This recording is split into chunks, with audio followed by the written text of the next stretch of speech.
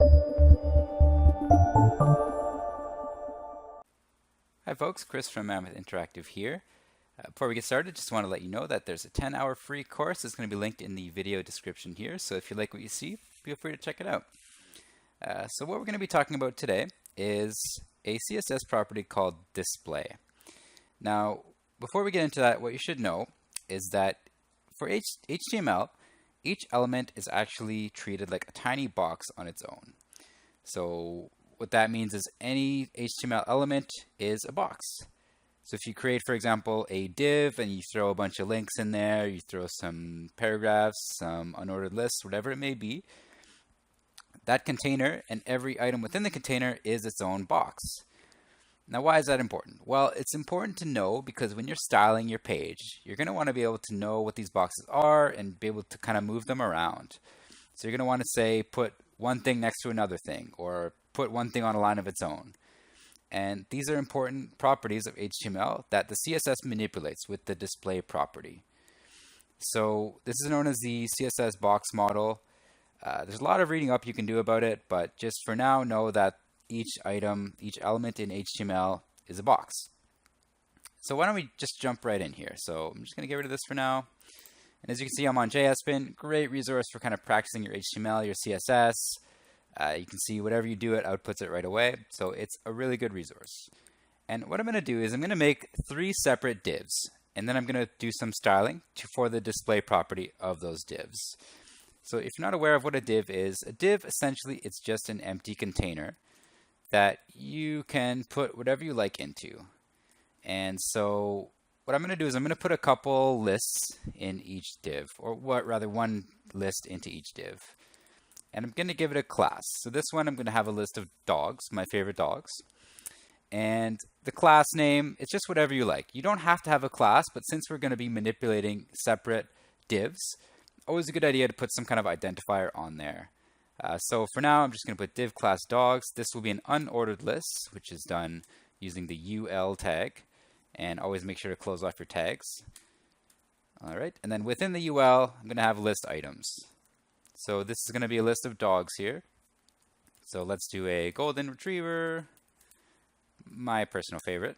Everyone loves the golden retriever, in my opinion. Let's put a labradoodle, LI, and let's put a beagle as well. All right, so we have our 3 dogs here. You can see the output right away, which is a cool feature of JSPin. It kind of puts out whatever you're typing right away. Okay, so that's one div.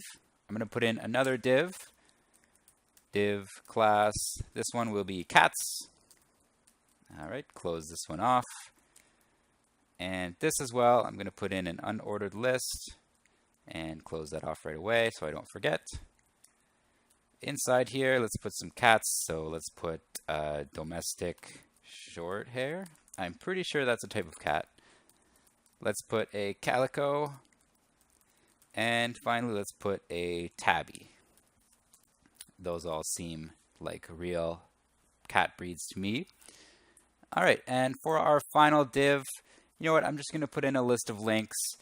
So we're just going to pretend that this is someone's personal homepage where they're listing their favorite dogs and cats. And then they also have some links here in a div. And let's just do that here as well as an unordered list. So unordered lists are actually used pretty frequently. So let's say you're making a nav bar, for example, on the side or on the top of your page. Unordered list is good for that because it has some kind of ordering built into it. You know, the things won't be on top of each other. It's a good resource. So I'm going to put in an A tag here. And in case you're not aware, an A tag is what you use when you want to create a link. So this is how it's done. So you open the A tag, href, and then in the quotes, this is where you would put the web address you want to link to. So for example, http://www.yoursite.com or whatever it may be. But for now, I'm just going to put this placeholder in, £. This is actually good to use for development or when you're just trying to learn because it acts like a link, it mimics a link, but it doesn't actually take you anywhere if you click on it. You can, of course, put in whatever website you want in here. You know, if you wanted to put in your own site, feel free. So let's just say this is someone's link to their homepage. We have to close the A tag. We also have to remember to close the LI tag, which it opened over here. You can see now that in our output it has this link, but if I click on it, it doesn't do anything. So again, kind of good for learning. And you know what, let's put one more here, href, and let's say about me. All right, close off this li tag. All right, so now we have our 3 divs. They each have different list items in them. You can see that they're displaying each on their own line. So if I move this over, right, this has its own line, this has its own line, and this has its own line. So remember when I talked about boxes earlier? So each of these items here is a box of its own. So this is my dog's box, this is my cat's box, and this is my link's box. All right, so let's see about kind of switching these up, playing with the display property in CSS to see what happens. So what I'm going to do is I'm going to open up my CSS tab. I'm going to move this guy over a bit and this guy over a bit. Bring this back over a little bit. Okay, so the first thing I'm going to do is I'm going to target my dogs div. Now because I gave it a class name of dogs, I can actually target that class name to apply styling to the things within the class. So to do that, you just put a dot in front of the class name and then you say the class name. Okay, so now I'm selecting the dogs div, which includes within it an unordered list and a couple list items. So let's say I want this to be display, let's say display block. Okay, I'll explain that in a second. In the meantime, I'm also going to do the others in the same way. Display block and dot links, display block. All right, so dogs here, cats here, links here. So I have them all as display block. So what does that mean? Why did I do that? Well, what display block does, it makes each element a block box, which means within its parent container, in this case, that's the body, so the entire page, it's not going to let anything sit next to it. So this is, you might have noticed before that it didn't really change anything because display block is kind of the default behavior here when you have this kind of list item going on. So when I put display block, it means I want something to stand out on the page. I don't want anything to sit next to it within its container, right? Which is exactly what's happening here. No matter how big I make this window, nothing is going to be sitting next to these divs, right? Which is nice, but you don't always want that, right? Let's say I had a page and I wanted to display the dogs next to the cats on the same line. Right? That's something that's pretty common. You're probably going to want to be able to do that. So for that, we have the Inline-Block display property. So display Inline-Block for this and also for this guy. Inline-Block. So what does that do? Well, let's first take a look at what happens. So when I make the page wide enough, there we go. You can see that the cats here jumped up to be on the same line as the dogs once I gave them enough room on the page. So when I make the window smaller, the browser is actually smart enough to kind of understand that there's not enough room. It's not going to squeeze them together. It's just going to move it down as a block. So Inline-Block makes the element a block box. So this is still a block box. However, it will allow other elements to sit next to it on the same line, provided, of course, there is room. Right, so now there's not enough room, but we move over a little bit more. Okay, so this block, because we have them both set as inline block, so this is allowed to have things next to it. This is also allowed to have things next to it. This down here, these list items, they're still set as display block. So no matter how far I expand it, these will not allow anything to sit next to it on the page. But as you can imagine, if I were to change this to inline block, you can see right away that if I give it enough space, it's going to jump up and sit on the same block level as these. So block, block, block, but they're all in line. So it's allowing them to be displayed that way. Right, so pretty useful if you have a website. This is actually good for responsive web design as well, because nowadays a lot of traffic to your site is going to be on mobile browsers. So if you have this kind of intelligent behavior, right, it's going to look good, whether it's a small screen or a big screen. And it's kind of cool that browsers can kind of adjust that for you as well. There are a couple other display elements we can go over here. So display inline block is pretty useful.